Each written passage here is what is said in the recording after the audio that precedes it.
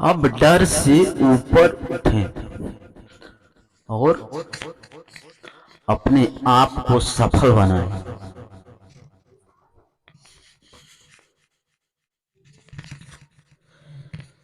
हम सभी जीवन में कभी न कभी भयभीत जरूर हुए हैं। फिर वह फिर चाहे वह अस्पताल में इंजेक्शन लगवाना हो या अपने करियर तय करने के लिए प्रवेश परीक्षा देना हो। डर कई फलस्वरूपों में आता है। डर एक सार्वभौमिक मौलिक भावना है जो हमारे जीवित रहने के लिए जरूरी है। यानी डर काफी हद तक जरूरी है। डर मानसिक और भावनात्मक रूप से होता है। अतीत की बुरी यादों को लगातार याद करते रहने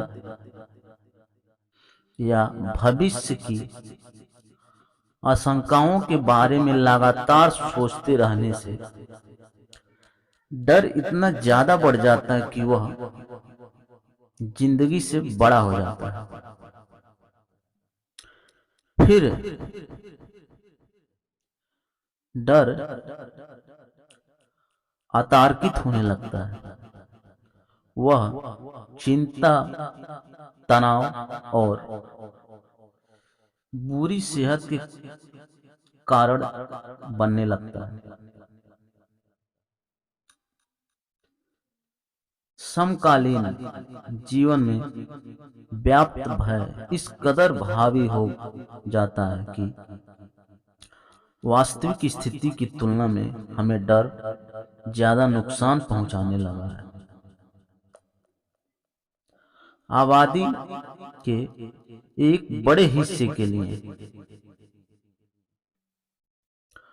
डर इतनी हावी भावना हो गया है कि उनकी जिंदगी का मकसद सिर्फ इनका सामना करना रह गया है।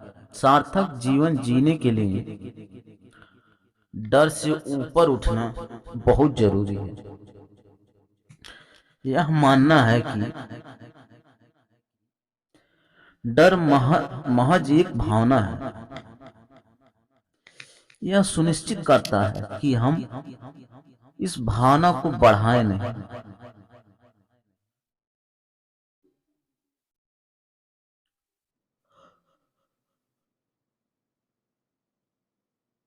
अक्सर खुद को सही जानकारी और आंकड़े देना तथा विषय पर विशेषता हासिल करने से डर को दबाने की शक्ति और आत्मविश्वास मिलता है।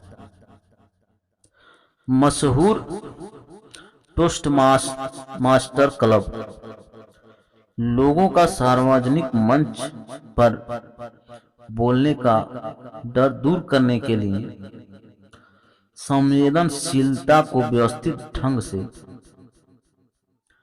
काम करने का काम करता है। तकनीक में समय के छोटे छोटे हिस्सों में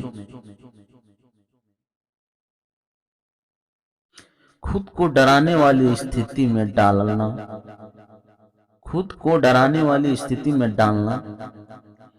और धीरे धीरे जोखिम समय बढ़ाना शामिल है।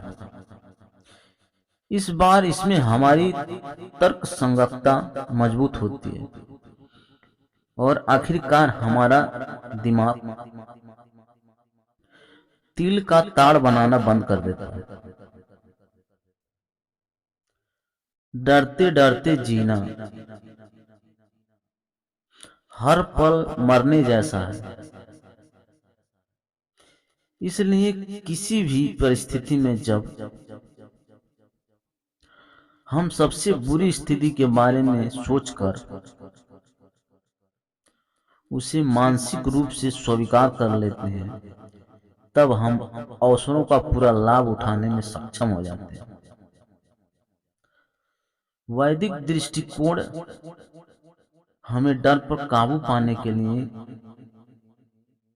गहन अंतर्दृष्टि देता है। यह भय को गहरी बीमारी का लक्षण मात्र मानता है, यानी मन की अशक्ति और आसक्ति के विषय से संभावित नुकसान। उदाहरण के लिए संपत्ति से आसक्ति या लगाव से गरीबी का भय पैदा होता है। सामाजिक प्रतिष्ठा से आसक्ति के कारण बदनामी का डर पैदा होता है। इसी तरह समृद्धि, आराम और अपनी खुद की जिंदगी से आसक्ति के कारण प्राकृतिक आपदाओं का डर पैदा होता है। लेकिन हम जानते हैं कि जीवन नश्वर है, फिर भी डरते हैं। हम यह ज्ञान भले ही भूल जाते हैं कि आत्मा अमर है। ऐसे ज्ञान पर चिंतन हमें मृत्यु के भय से ऊपर उठने में मदद करता है। जब हम मानसिक रूप से अपने कंफर्ट जोन से आसक्त रहते हैं, मतलब आश्रित रहते हैं, तो अपनी परिस्थिति हमारी जीवन के योजनाओं के मन मुताबिक नतीजे चाहती है, तो डर इसका स्वाभाविक नतीजा होता है। इनसे ऊपर उठने का एकमात्र तरीका है कि हम सर्वश्रेष्ठ करने पर ध्यान केंद्रित करें और किसी भी परिणाम को ईश्वर की इच्छा के रूप में स्वीकार करें। जब हम दिल से स्वीकारेंगे कि भगवान जो कुछ करते हैं अच्छा के लिए करते हैं, तब हम नदी की तरह बहना सीखेंगे, तो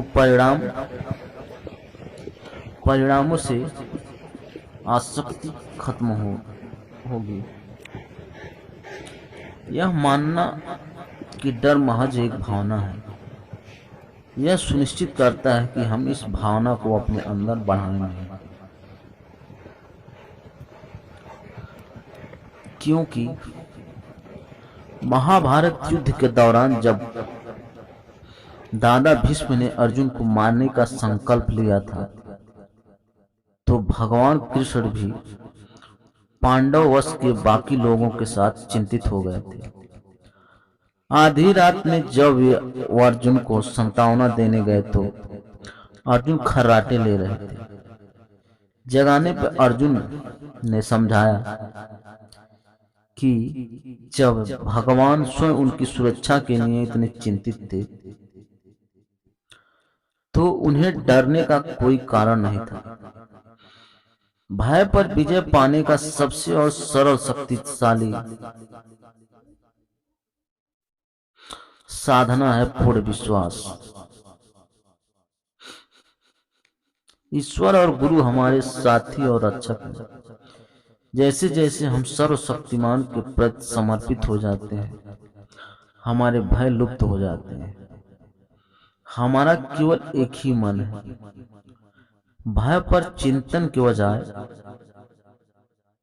परमात्मा का चिंतन करें। अकेलापन, साथियों के दबाव, आर्थिक असुरक्षा आदि से संबंधित आशंकाएं हमें मानसिक रूप से कमजोर करती है। जबकि ईश्वर पर ध्यान केंद्रित करने से हमारा उत्थान होता है। ईश्वर दिव्य नामों, रूपों, गुणों, लीलाओं, निवासों या संतों का ध्यान करके अपने आप को भय से दूर होने के लिए प्रेरित करें।